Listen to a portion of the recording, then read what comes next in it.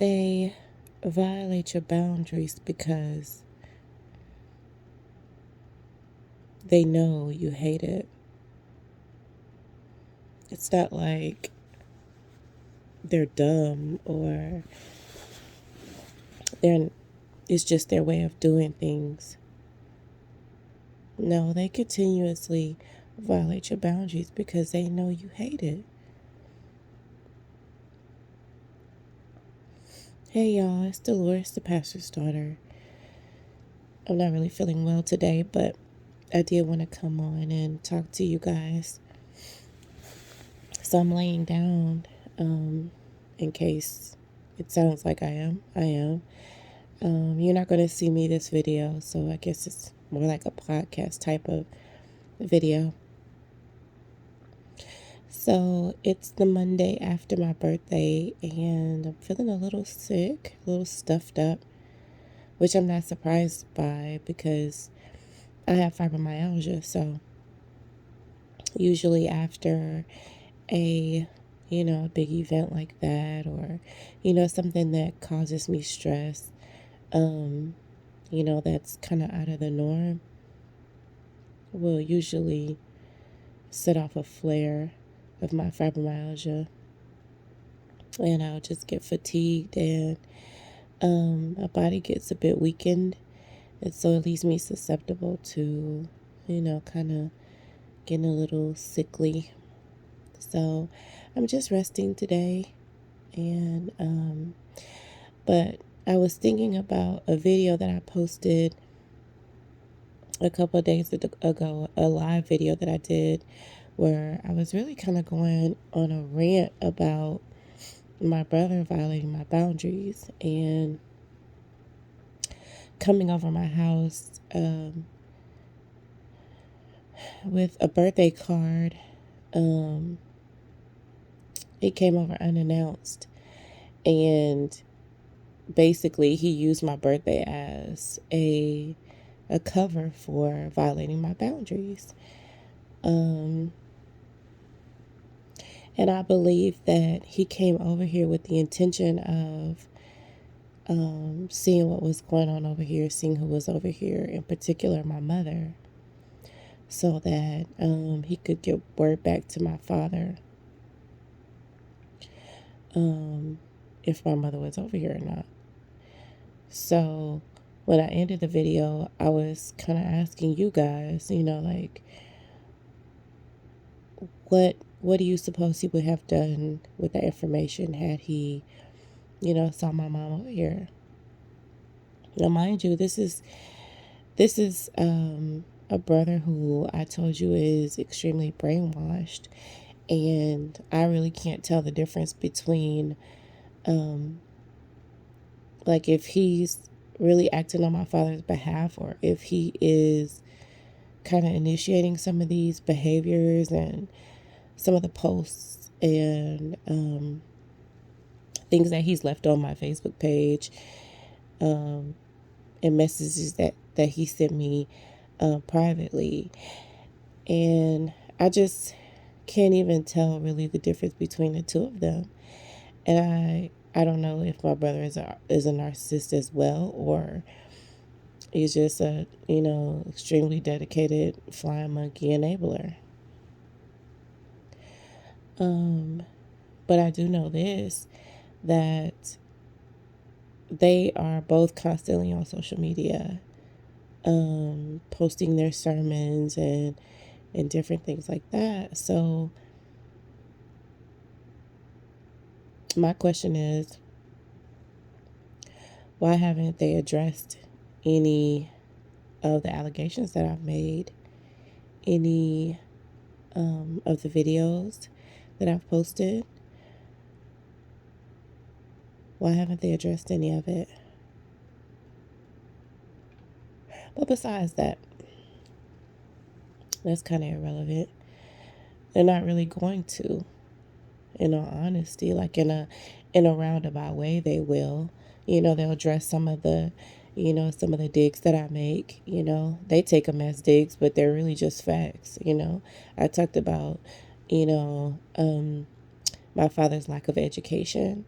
lack of credentials when it comes to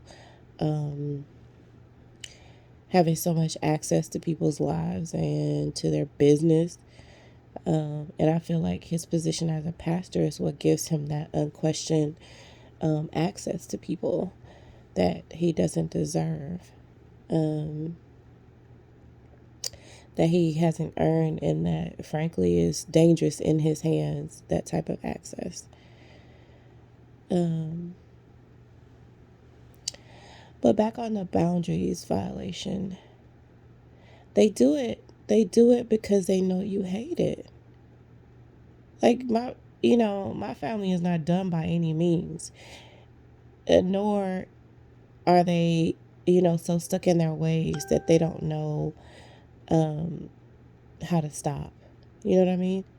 So like him coming over here unannounced, you have to remember there's been years of this. There's been years of this type of behavior. This hasn't just happened. That's their MO. It's my father's MO, and it has become my brother's as well. And his thing is he'd come over here with something like a gift or something like that. But it's just, it's like in all that time it took you to get to my house, you couldn't pick up the phone not one time and ask if it was okay. It doesn't really matter what your boundary is. It could be, you could tell a person, hey, don't call me before 10 a.m. And they'll continue to do it. They'll just do it just because it's your boundary, or it's your rule. It's a standard that you've set for yourself. So in order for them to exert their power over you and let you know, hey, like, I don't care about your boundaries. That's essentially what they're saying. I don't care.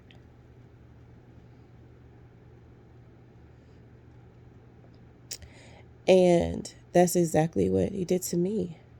Like, this is a brother who he'll walk up to my door and he'll look in, like I have, a partial half glass door, as my front door, as a lot of people do, who live in a house. And he'll just walk up, and he'll look right in. He'll walk right up to the glass, put his face up to it.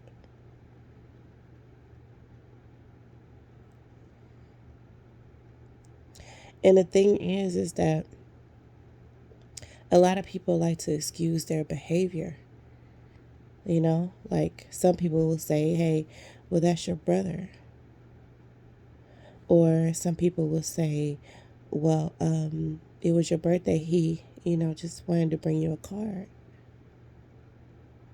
Or some other ones will say, well, it's innocent. He didn't do anything. He didn't mean any harm, but he did. He did mean harm. When somebody violates your boundaries, that is harmful behavior.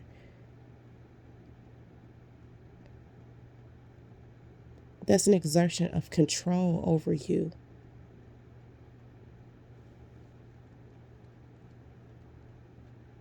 And that's exactly what he did to me. And it's not excusable. And anytime someone comes to your house, like, there's not supposed to be any safer place in your house. Now, obviously, growing up, my house wasn't a safe place. But my house is now, the house that I've created for myself. The house that my husband and I protect and that, we value and we pay for.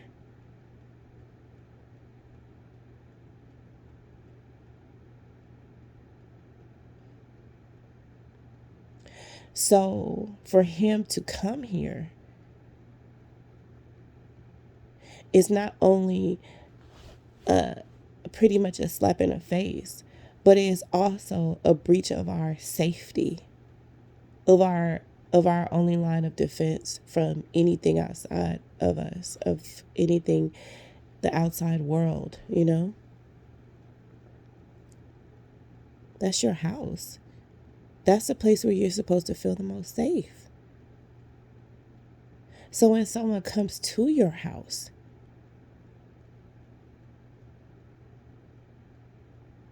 someone who you don't want there, it's a violation of like your privacy, your protection, your safety. And that's what that was to me.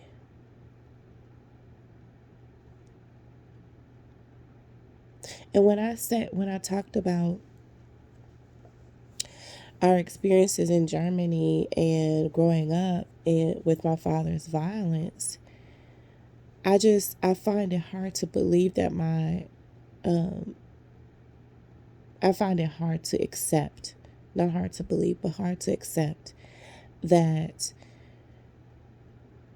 a person who saw and experienced some of the same things as I did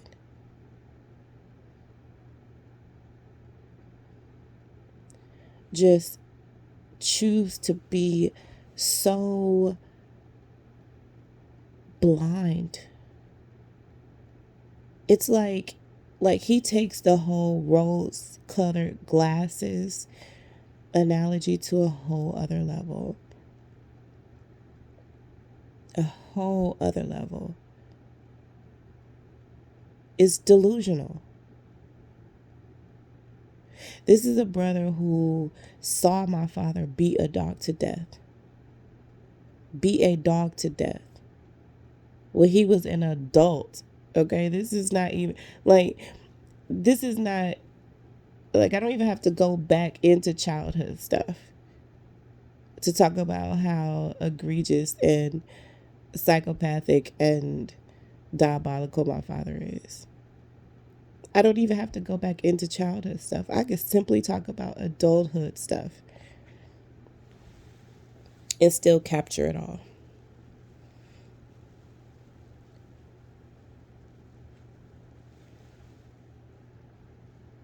This is a brother who was busted over the head with a vase by that same man who he claims protected him from such violence of the world.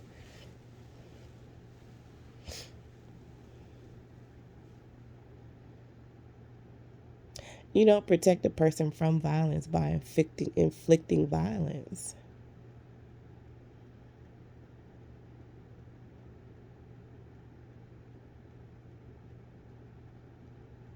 But that's what we're dealing with here. That's how serious this narcissism is, this demonic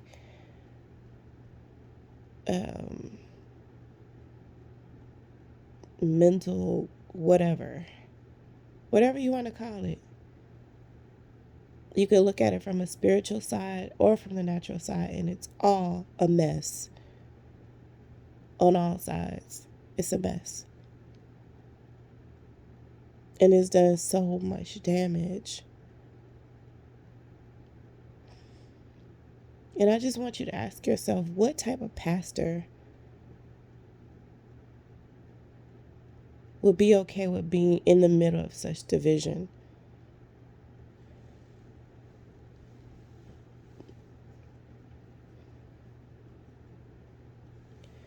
Of his family and his church. And still at no point is he realizing the common denominator is him. He's looking at it like the common denominator is me. But I'm not the leader. I wasn't the parent.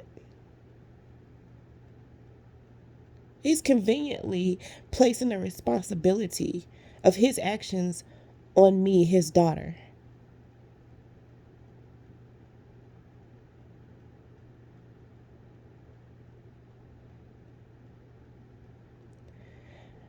And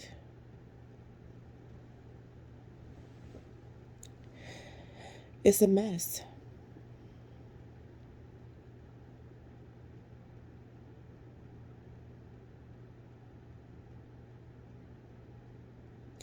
So I'm going to get off of here and possibly take a nap.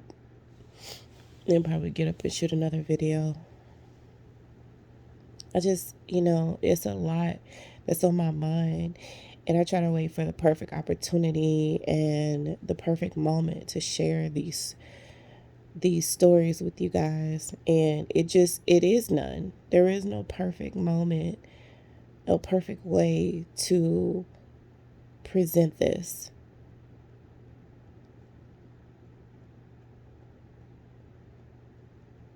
This is going to get real ugly. Real ugly.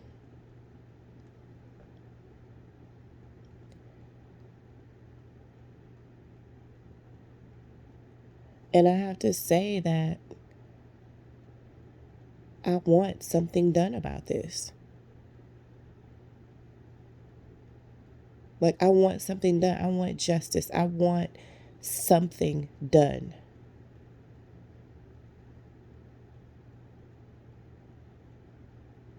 But that's a discussion for another time. For now, it's important for us to recognize the patterns. Not only the patterns of the narcissist, but also those who support them.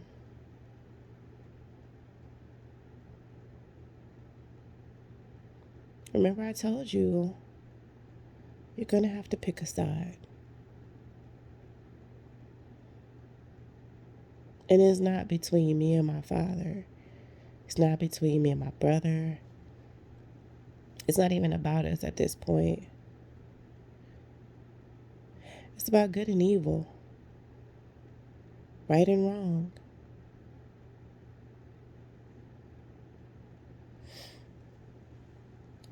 And it's just the reality of it.